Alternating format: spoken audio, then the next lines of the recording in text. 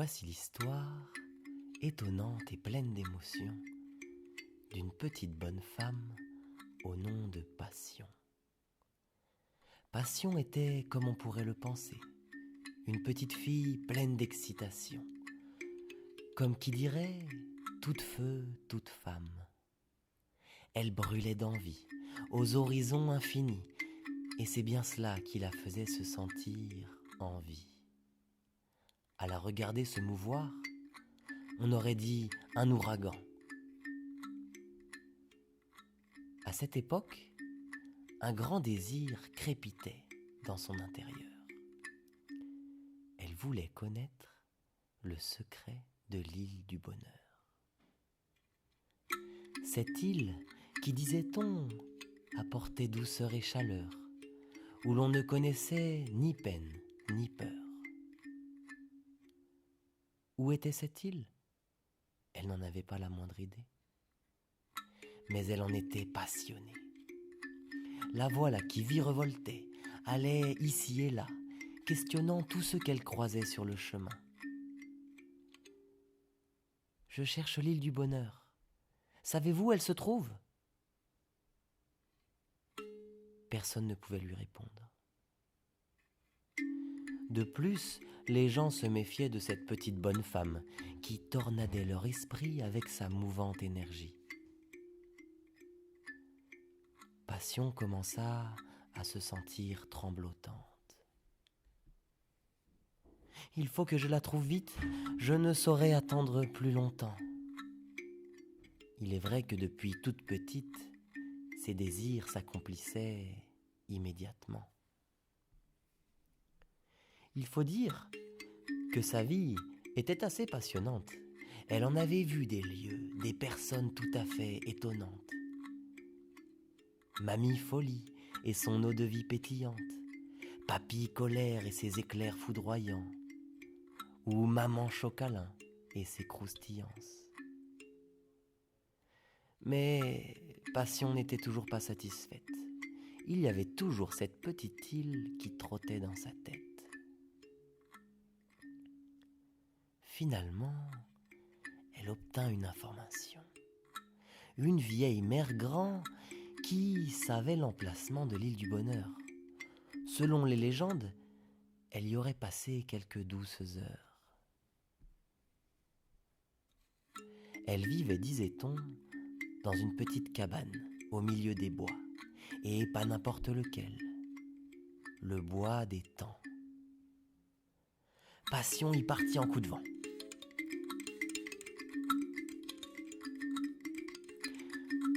La voilà qui arriva devant une forêt, une très vieille forêt, avec de grands arbres aux racines apparentes.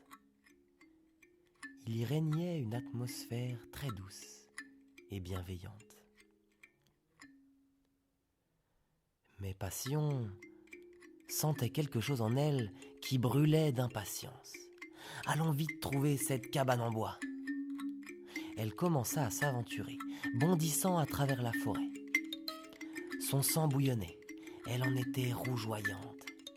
Elle allait toujours plus vite.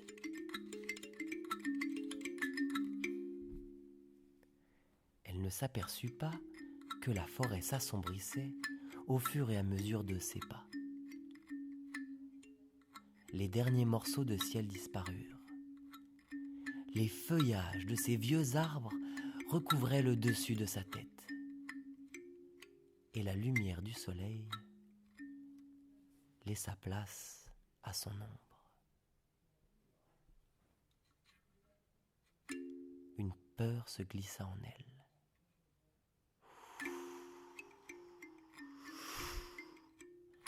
Le vent qui soufflait fort autour attisait son feu de joie, et cela lui brûlait le fond de l'estomac.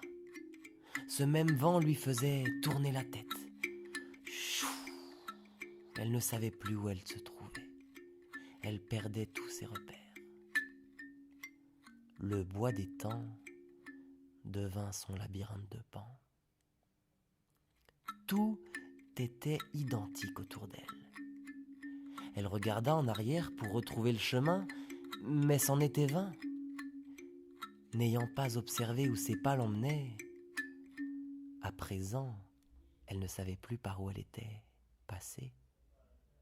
Pris dans le feu de la passion, elle s'était voilée les sens et en avait perdu le sens de sa quête et sa direction.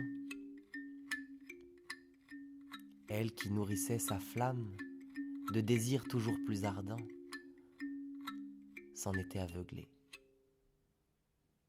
Elle s'assit sur la terre, ne sachant plus quoi faire. Puis ferma un moment les yeux.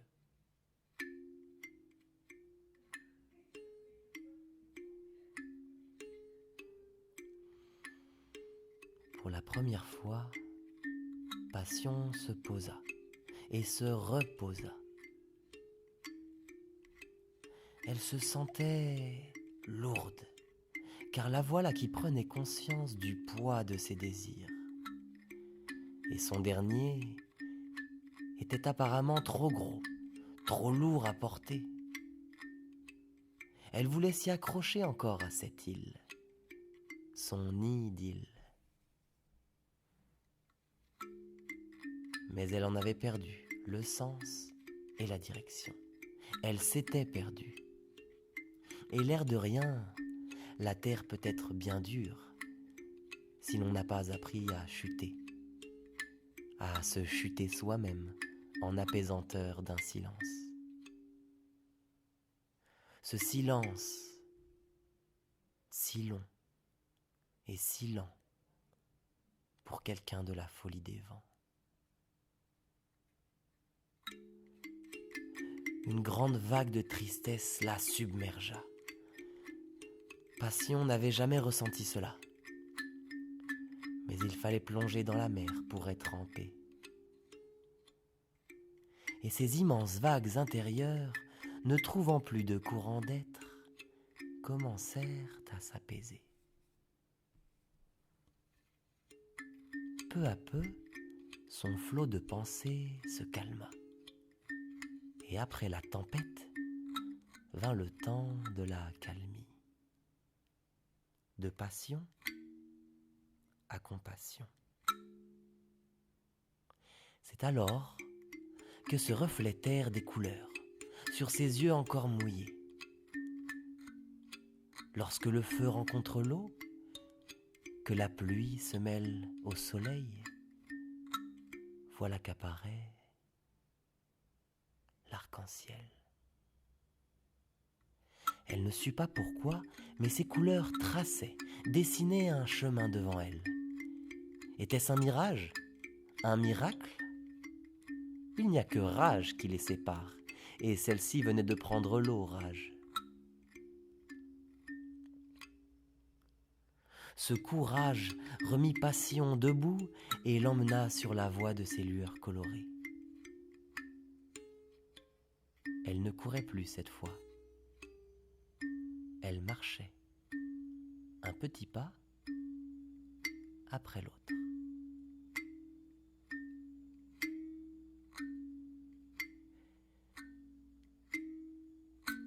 Vers où et pourquoi elle ne savait plus. Mais sa petite flamme, qui ne l'éblouissait plus, lui faisait voir une nouvelle voie.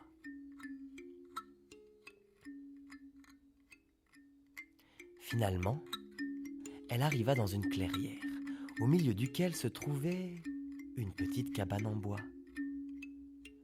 Assise dans l'herbe, au milieu d'un petit jardin, elle aperçut une paisible mamie, une tasse de thé à la main.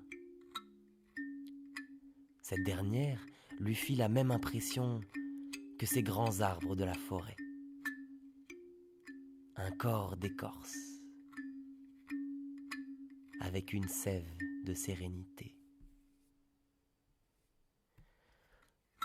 Je ne dirais pas que je t'ai attendu, ce serait te mentir, mais j'ai eu comme l'intuition que tu allais venir. C'est ainsi que Passion rencontra Patience, grand-mère Patience. Ce que tu viens de vivre n'est pas de tout repos. et je crois deviner que ta flamme a pris l'eau. Tu es belle, passion, mais tu brûlais d'envie. L'île du bonheur, c'est la recherche de toute une vie. Et ce n'est pas en courant tous sens que tu la trouveras, mais cela, je crois que tu l'as compris. Passion n'était plus tout à fait la même. Son feu naguère si brûlant lui apportait maintenant une douce chaleur heureuse. Et c'est ainsi qu'à travers ce chemin jusqu'à patience, entre désir et souffrance, passion devint passionnance.